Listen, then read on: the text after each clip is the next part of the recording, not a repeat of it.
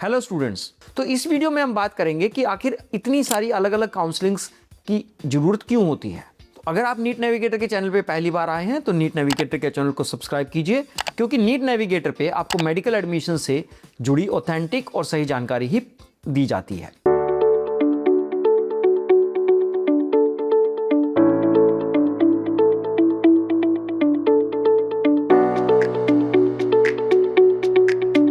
Hi, my name is Rakesh Jain. I am the founder of NEET Navigator, MBBS Lighthouse and NEET Manobal. इस video series में हम बात कर रहे हैं कि आखिर हमारे देश में मेडिकल एडमिशन्स के लिए आपको किन किन बातों का जानना जरूरी है। तो पिछले वीडियो में हमने बात किया कि हमारे देश में जितने भी मेडिकल एडमिशन्स होंगे वो मेडिकल एडमिशन काउंसलिंग के थ्रू होंगे, और उस वीडियो में हमने ये भी समझा कि हमारे देश में 32 अलग अलग तरीके की मेडिकल एडमिशन काउंसलिंग होती हैं। तो आखिर ये इतने अलग अलग टाइप की मेडिकल एडमिशन काउंसलिंग्स क्यों होती हैं? इस बात को समझने के लिए आपको यह जानना जरूरी है कि हमारे देश में 4 अलग अलग तरीके के मेडिकल कॉलेजेस हैं। पहला, जिसको हम बोलते हैं सेंट्रल इंस्टीट्यूशंस, जिसमें कि AIIMS, JIPMER, AMU, BHU, AFMC इस तरह की इंस्टीट्यूशंस आती हैं। दूसरा, जिनको हम बोलते हैं गवर्नमेंट मेडिकल कॉलेजेस। तीसरा, प्राइवेट मेडिकल कॉलेजेस, और चौथा, डीम्ड मेडिकल कॉलेजेस। बहुत सारे बच्चों को यह कंफ्यूजन होता है कि प्राइवेट और डीम्ड मेडिकल कॉलेजेस में क्या फ़र्क होता है।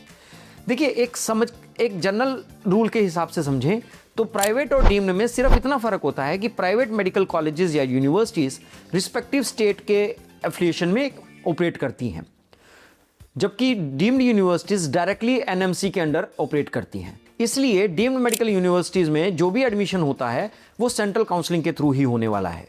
On the other hand, private medical colleges या प्राइवेट मेडिकल यूनिवर्सिटीज़ में जो भी एडमिशन होंगे वो स्टेट काउंसलिंग के थ्रू होने वाले हैं।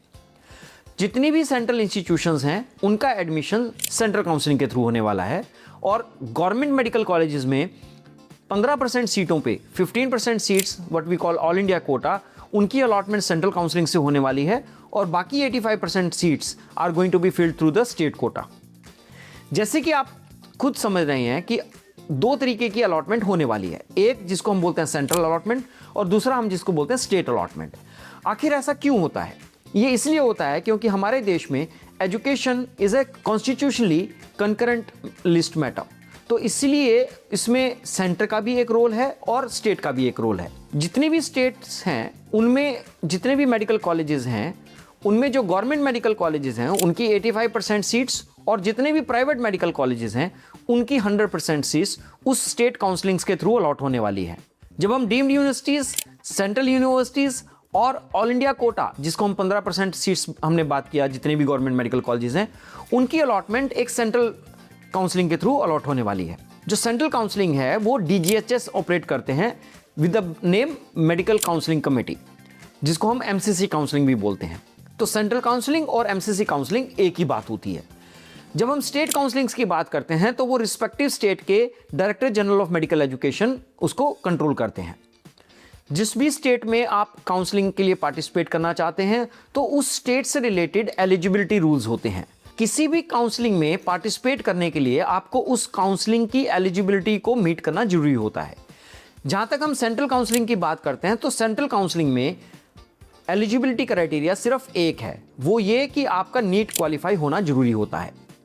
इसके अलावा कोई भी अलग एलिजिबिलिटी कंडीशन नहीं होती है। बट जब हम स्टेट की बात करते हैं तो स्टेट में एलिजिबिलिटी कंडीशंस बहुत अलग अलग तरीके से ऑपरेट करती हैं।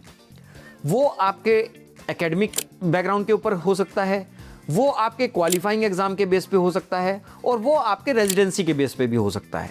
रेजिडेंसी जिसको हम डोमिसाइल भी बोलते हैं।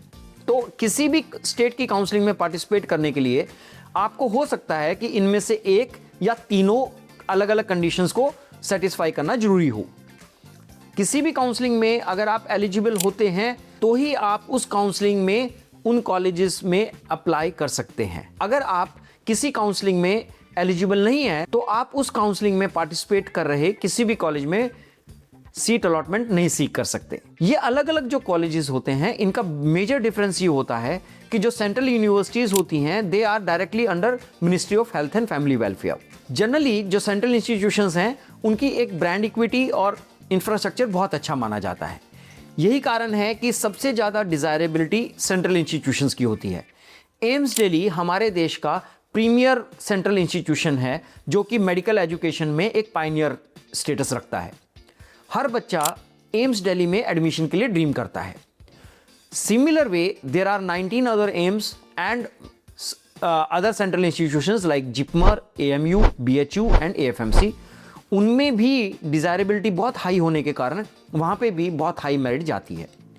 जहाँ तक हम बात करते हैं गवर्नमेंट मेडिकल कॉलेजेस की, government medical colleges are generally funded by the government, तो इसीलिए वहाँ पे आपको बहुत कम फीस में मेडिकल एजुकेशन को परस्यू करने का मौका मिलता है।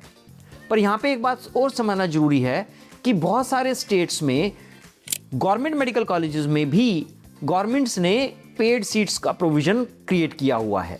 जैसे कि राजस्थान, वहाँ पे कुछ गवर्नमेंट मेडिकल कॉलेजेस में आपको मैनेजमेंट सीट के प्रोविज़न में ज़्यादा फीस देके MBBS परस्यू करने का मौका मिलता है। जब हम बात करते हैं कि इन अलग अलग मेडिकल कॉलेजेस की, तो क्या इनका मैनेजमेंट टाइप का उनके क्वालिटी के ऊपर कोई इंपैक्ट होता है? तो जवाब है नहीं। हर टाइप के मेडिकल कॉलेजेस में आपको बहुत अच्छे मेडिकल कॉलेजेस भी मिलेंगे और बुरे मेडिकल कॉलेजेस भी मिलेंगे। आप एक जनरल स्वीपिंग स्टेटमेंट में ये नहीं कह सकते कि सभी गवर्नमेंट मेडिकल कॉलेजेस अच्छे हैं और सभी प्राइवेट मेडिकल कॉलेजेस बुरे हैं। गवर्नमेंट और प्राइवेट मेडिकल कॉलेजेस को लेके जो एक अलग अलग तरीके की परसेप्शन रहती है, उसके पीछे एक बहुत बड़ा कारण ये है, आज से कुछ साल पहले तक प्राइवेट मेडिकल कॉलेजेस उतनी अच्छी क्वालिटी और उतने अच्छे रेगुलेशंस के साथ ऑपरेट नहीं करते थे जितना कि वो आज करते हैं। और सिमिलर वे आज से कुछ साल पहले तक गवर्नमेंट मेडिकल कॉलेजेस एक बहुत अच्छे पेशेंट लोड और एक बहुत अच्छे इंफ्रास्ट्रक्चर के साथ ऑपरेट करते थे, जो कि आज फैक्ट नहीं है, क्योंकि बहुत सारी स्टेट गवर्नमेंट्स ने PPP मॉडल में भी मेडिकल कॉलेजेस को ऑपरेट करना शुरू कर दिया है, जिसके कारण कि गवर्नमेंट मेडिकल कॉलेजेस में भी आज के दिन में फैकल्टी को लेके, इंफ्रास्ट्रक्चर को लेके सेम वही प्रॉब्लम है जो कि कुछ साल पहले तक प्राइवेट मेडिकल कॉलेजेस में थी। अब क्योंकि रेगुलेशन बहुत स्ट्रांग हो गए हैं, तो प्राइवेट मेडिकल कॉलेजेस में quality of education is improving dramatically. आज के दिन में बहुत सारे ऐसे प्राइवेट मेडिकल कॉलेजेस हैं जिनमें एजुकेशन का स्टैंडर्ड बहुत सारे गवर्नमेंट मेडिकल कॉलेज से ज़्यादा अच्छा है। तो अगर आप अपने एडमिशन को प्लान करना चाहते हैं तो आपके लिए ये जानना जरूरी है कि आपका अपना फ़ी बजट क्या है और आपके अपने स्कोर के बेस पे आपको कौन कौन से कॉलेजेस में एडमिशन मिल सकता है। तो अगर आप भी अपना मेडिकल एडमिशन प्लान कर रहे हैं तो मुझे लगता है कि इस वीडियो में जो जानकारी हमने दी है वो आपको बहुत हेल्प करने वाली है। अगर आप इसी तरीके की जानकारी और ज़्यादा जानना चाहते हैं तो आप नीट नेविगेटर के चैनल पे हमारे वीडियोज़ को देख के मेडिकल एडमिशन के बारे में सही और ऑथेंटिक जानकारी ले सकते हैं। अगर आपको ये वीडियो अच्छा लगा हो तो प्लीज़ इस वीडियो को लाइक और शेयर करना मत भूलिएगा और नीट नेविगेटर चैनल को सब्सक्राइब कीजिए ताकि आपको नीट से रिलेटेड सही जानकारी मिल सके।